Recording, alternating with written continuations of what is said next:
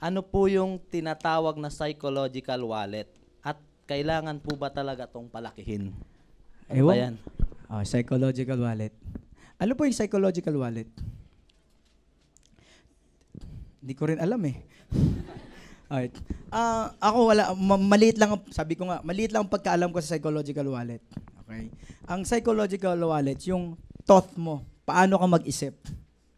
So, gaano kalawak, parang ganito, example, yung sa 10,000 pesos lang na bayaran, parang ang laki-laki na para sa'yo. Yung 20,000 lang na bayaran, parang sobrang laki-laki na sa'yo.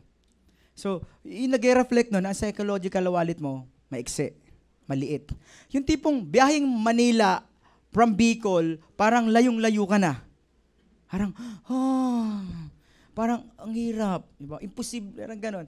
Tapos, lahat na bagay sa'yo imposible, ibig sabihin, yung psychological wallet mo maliit. Yung punong-puno ka pa ng negative sa utak, psychological wallet mo maliit. Yung tipong pare, bili tayo ng kotse, kaagad, pwede ba yun? Diba? Yayaman tayo, magkakotse ka tayo sa M Global.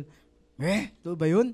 So, ang psychological wallet mo, ibig sabihin, maliit. So, hindi ka exposed. Kulang ka sa exposure. Ngayon, paano papalaki ng psychological wallet? Kailangan ma-expose ka. Kasi, ang yayaman lang, ang kikita lang ng malaki, yung malawak, malaki ang psychological wallet. So, kailangan ma-expose ka. Ma-expose ka dun sa mga magagandang bagay, sa mga masayang bagay, sa matataas na bagay. Alam mo yung mga tipong, pag ikaw nagmumol, saan ka ba nagmumol? Tipong, takot ka ba pumasok sa Shangri-La? Takot ka ba pumasok sa mamahaling mga butik? So, ibig sabihin, yung psychological wallet mo medyo maliit. So, kailangan, pag pumasok ka doon, parang okay, tanggap mo. Tipong pag kumain ka sa restaurant na mamahalin, hindi ka nanginginig. Di ba? Yung, parang maganda ang brochure, talikod na no?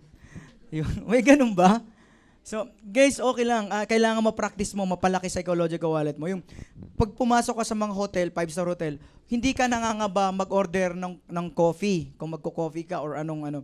So, pinapractice po yan. Isa yan sa group by group kayo, pupunta kayo sa medyo mga class, high class na kainan, tapos sa mga mall, di ba, sa mga boutique, na i-expose mo sarili mo doon na hindi ka mag-alangan. Nakakatulong po yan magpalaki ng psychological wallet. Huwag yung, grabe naman, parang, so, kumukonter, di ba? Ito po, education to para palaki ng psychological wallet. Okay, sa kotse, di ba, parang ikaw, magkakakotse ba ako? Paano ba? Gawin mo, papasyal kayo sa mga kasa, magpapakode ka. Ngayon, kung hindi mo kaya ng dibdib mo, sabihin mo lang na, yung tita ko, tito ko, yung anak ko, kaya bibili ang sakyan nasa abroad. Ano mo nga ako, i-quote-quote mo nga ako, magkano ba yan? Magkano ba yan? Sakay mo nga ako. Ganon. Iikot mo nga ako dyan, i-feel ko. Ginawa po namin yan.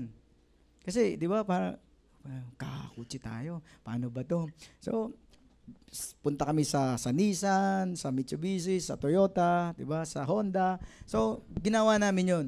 So, paulit-ulit, parang, kayang-kaya naman pala eh. So, paulit-ulit, parang normal na. Ibig sabihin, yung psychological wallet mo, medyo na-develop na. Tama po? So, kailangan talagang lumaki ang psychological wallet mo. Kasi yung malalaki lang psychological wallet, yung mayaman. Dapat marunong ka mag-take ng responsibilities mo. Yung parang hindi ka, ang isang leader, ganito, dapat nagte-take ka ng responsibilities. Kasi nakakapalawak ng psychological wallet yun. Hindi yung umiiwas ka, tumatago ka. Correct? Yung meron dyan, gawin mo to. It's not my job. Diba? But as a leader, let me do it for you.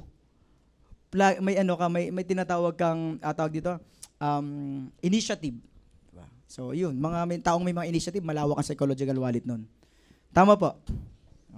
Yung tipong pag sinabing kikita ka ng 100,000, tanggap mo. Hindi ka yung tumataas to. Diba? Yun. Diba?